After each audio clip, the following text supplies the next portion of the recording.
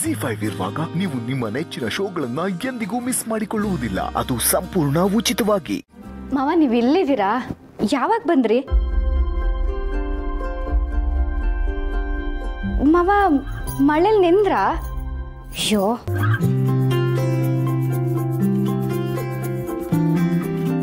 ಶೀತ ಆಗುತ್ತೆ ಮಾವ, ತಗೊಳ್ಳಿ ತಲೆ ಒರೆಸ್ಕೊಳ್ಳಿ. ಮಾವ ಬಿಸಿ ಬಿಸಿ ಕಾಫಿ ಮಾಡ್ಕೊಡ್ಲಾ? ಬೇಡ ಪೂರ್ಣಿ. ಅಲ್ಲ ಮಾವ, ಬೆಳಗ್ಗೆಯಿಂದ ಫೋನ್ ಬೇರೆ ಸ್ವಿಚ್ ಆಫ್ ಮಾಡ್ಕೊಂಡಿದ್ರೆ ಎಷ್ಟು ಟೆನ್ಷನ್ ಆಯ್ತು ಗೊತ್ತಾ?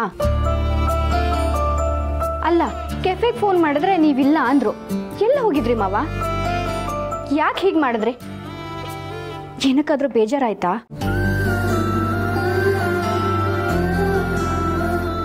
ಮಾವ ನಾನು ಆಗ್ಲಿಂದ ಮಾತಾಡ್ತಾನೆ ಇದ್ದೀನಿ, ನಗ್ತಾನೆ ಇದ್ದೀರಲ್ಲ ನೀವು.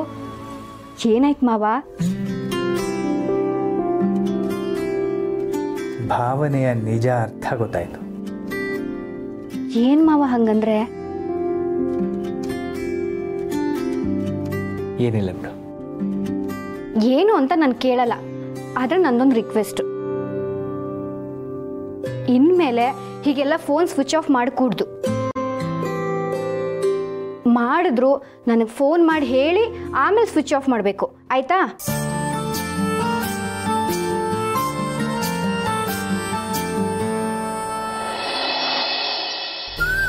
ಹೌದಾ? ಮಾಧವ್ ಸರ್ ಅಲ್ಲಿ ಒಬ್ಬರೇ ಇದ್ರಾ? ಆಮೇಲೆ ಏನಾಯ್ತಮ್ಮ? ಸ್ವಲ್ಪ ಹೊತ್ತಿದ್ದು ಹೊರಡ್ತೀನಿ ಅಂದರು. ಒಬ್ಬರೇ ಇರಬೇಕು ಅನ್ಸುತ್ತೆ ಅಂತ ನಾನು ಹೊರಟು ಬಂದೆ. ಆ ಏರಿಯಾದಲ್ಲೆಲ್ಲ ತುಂಬ ಜೋರು ಮಳೆ ಪುಟ್ಟ. ಇಲ್ಲಿ ನೋಡಿದ್ರೆ ಒಂದು ಹನಿನೂ ಬಿದ್ದಿಲ್ಲ, ರೋಡ್ ಕೂಡ ಒದ್ದೆ ಆಗಿಲ್ಲ ನೋಡು.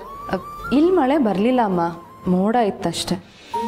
ಅಲ್ಲಮ್ಮ, ಮಾಧವ್ ಸರ್ ಯಾಕೆ ಹಾಗೆ ಒಬ್ಬರೇ ಅಲ್ಲಿಗೆ ಹೋಗಿದ್ರು? ಮನೆಯಲ್ಲಿ ಏನಕ್ಕಾದರೂ ಬೇಜಾರಾಯ್ತೇನೋ? ಇಲ್ಲ ಪುಟ್ಟ, ನಾನು ಹಾಗೆ ಅನ್ಕೊಂಡೆ, ಆದ್ರೆ ಅವ್ರು ಖುಷಿಯಾಗೇ ಇದ್ರು. ಸದ್ಯ ಅವ್ರು ಖುಷಿಯಾಗಿದ್ರು ಅಂದರೆ ಸಾಕು ಬಿಡಿ. ಅಲ್ಲ ಪುಟ್ಟ, ಮಾವನವರು ಇಷ್ಟೆಲ್ಲ ಹೊತ್ತು ವಾಕಿಂಗ್ ಹೋಗೋದಿಲ್ವಲ್ಲ, ಎಲ್ಲಿದ್ದಾರೆ ಅಂತ ಒಂದ್ಸತಿ ಫೋನ್ ಮಾಡಿ ವಿಚಾರಿಸ್ತೀಯಾ? ಪುಟ್ಟ, ಸಂಧ್ಯಾ ಯಾಕೋ ಒಬ್ಳೆ ರೂಮಲ್ಲಿ ಕೂತಿದ್ದಾಳೆ. ನಾನು ಬಂದಾಗ್ಲಿಂದ ಹೊರಗಡೆನೆ ಬಂದಿಲ್ಲ. ನಾನು ಅವಳನ್ನ ಮಾತಾಡಿಸ್ಬೇಕು.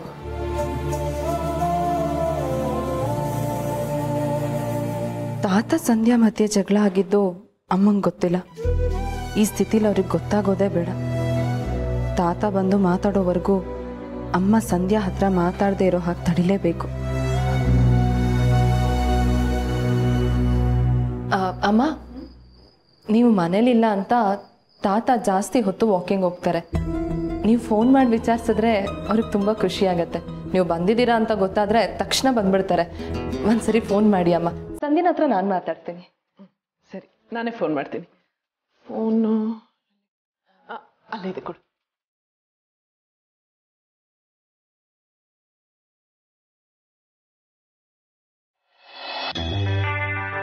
ಶೇಷು, ಮನೆಯಲ್ಲಿ ಮನಸ್ಸಿಗೆ ಸಮಾಧಾನ ಇಲ್ಲ ಅಂತ ಅನ್ನಿಸ್ದಾಗಲೆಲ್ಲ ಯಾಕೋ ನಿನ್ನ ಜೊತೆ ವಾಕಿಂಗ್ ಬರಬೇಕು ಅಂತ ಅನಿಸುತ್ತೆ ಕಣೋ. ಪಾಪ ನಿನ್ನನ್ನು ಸುಮ್ಮನೆ ಸುತ್ತಾಡಿಸ್ತಿರ್ತೀನಿ ನಾನು. ಹಾಗೆಲ್ಲ ಅನ್ಕೋಬೇಡದ ತಣ. ನನಗೂ ನಿನ್ನ ಜೊತೆ ಇರೋದು ಅಂದರೆ ಖುಷಿನೇ. ನೀನು ಮನೆಗೆ ಹೋಗಿ ಆ ಹುಡುಗಿ ಮೇಲೆ ರೇಗಾಡಬೇಡ. ಅವಳಿಗೆ ಏನೇ ಮಾಡಿದ್ರು ನಿನ್ನ ಸ್ವಯಾರ್ಜಿತ ಆಸ್ತಿಲಿ ಏನೂ ಕಿತ್ಕೊಳ್ಳೋಕ್ಕಾಗಲ್ಲ. ಅದು ನನಗೂ ಗೊತ್ತು ಶೇಷು. ಅವಳು ಕಿತ್ಕೋತಾಳೆ ಅಂತನೋ ಭಯ ನನಗೂ ಇಲ್ಲ. ಆದರೆ ಮನೆ ನೆಮ್ಮದಿ ಹಾಳು ಮಾಡ್ತಿದ್ದಾಳಲ್ಲ, ಅದು ಬಂದಿರೋದು ಅಲ್ವೋ. ಇವಳು ಸಾಲ ತೀರಿಸೋದಕ್ಕೆ ತುಳಸಿ ಕೆಲ್ಸಕ್ಕೆ ಹೋಗ್ತಿದ್ದಾಳೆ. ಆಸ್ಪತ್ರೆಯಿಂದ ಬಂದಿದ್ರು ಕೂಡ ರಜಾ ಹಾಕೋದಕ್ಕಾಗೋದಿಲ್ವಲ್ಲ ಅಂತ ಕೆಫೆಗೆ ಹೋಗಿದ್ದಾಳೆ. ಇಂಥ ಸಮಯದಲ್ಲಿ ಪಾಲ್ ಕೇಳ್ತಾ ಇದ್ದಾಳಲ್ಲ. ಅವಳಿಗೆ ಮಾನವೀಯತೆ ಇಲ್ಲ ಅನ್ನೋದು ಗೊತ್ತಿತ್ತು, ಆದರೆ ಹೀಗೆ ರಾಕ್ಷಸಿ ಆಗ್ತಾಳೆ ಅಂತ ಗೊತ್ತಿರಲಿಲ್ಲ. ಸಮಾಧಾನ ಮಾಡ್ಕೋದತ್ತಣ ಅಲ್ವೋ. ಕೆಲವೊಂದು ಸಲ ಒಬ್ಬರ ಸ್ವಭಾವ ಗೊತ್ತಿದ್ರೂ ಕೂಡ ಹತ್ರ ಬಿಟ್ಕೊಂಡು ತಪ್ಪು ಮಾಡ್ತೀವಲ್ಲೋ. ರಕ್ತ ಸಂಬಂಧ ಅಂದರೆ ಹಾಗೆ ಅಲ್ವದತ್ತಣ. ನೆಗದು ಬಿತ್ತು, ಅಲ್ಲೇ ನಾನು ತಪ್ಪು ಮಾಡ್ತಿರೋದು.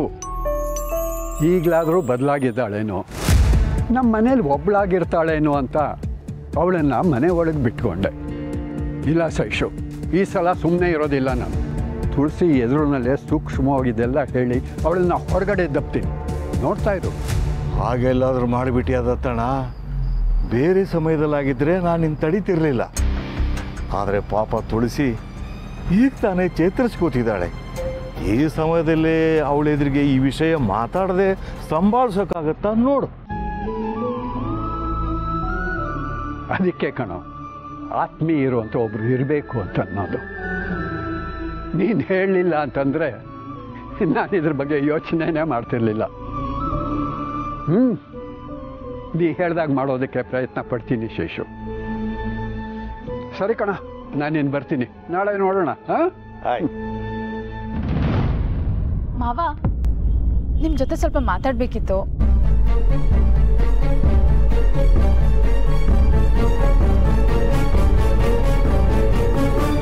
ಈ ಶೂರ್ಪನಖಿ ಇಷ್ಟು ನಯವಾಗಿ ಮಾತಾಡ್ತಿದ್ದಾಳೆ ಅಂತಂದ್ರೆ ಏನೋ ಇದೆ ಅಂತಾನೆ ಅರ್ಥ.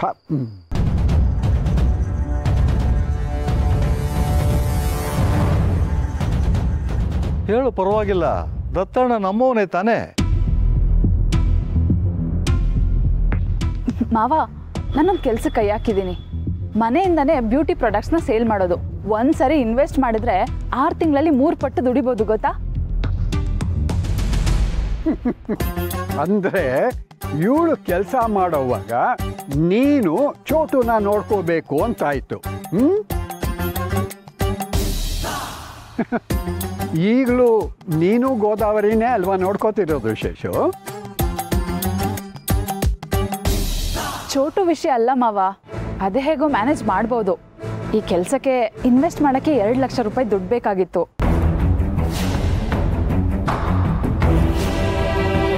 ಟೆನ್ಷನ್ ಮಾಡ್ಕೋಬೇಡಿ ಮಾವ, ಆದಷ್ಟು ಬೇಗ ದುಡ್ಡು ವಾಪಸ್ ಕೊಡ್ತೀನಿ. ಹೇಳಿದ್ನಲ್ಲ, 6 ತಿಂಗಳಲ್ಲೇ 3 ಪಟ್ಟು ದುಡಿಬಹುದು ಅಂತ. ನನಗೆ ಪ್ರಾಫಿಟ್ ಬರ್ತಿದ್ದ ಹಾಗೆ ನೀವು ಕೊಟ್ಟಿರೋ ಹಣಕ್ಕೆ ಬಡ್ಡಿನ ಸೇರಿಸ್ಬಿಟ್ಟು ಕೊಡ್ತೀನಿ.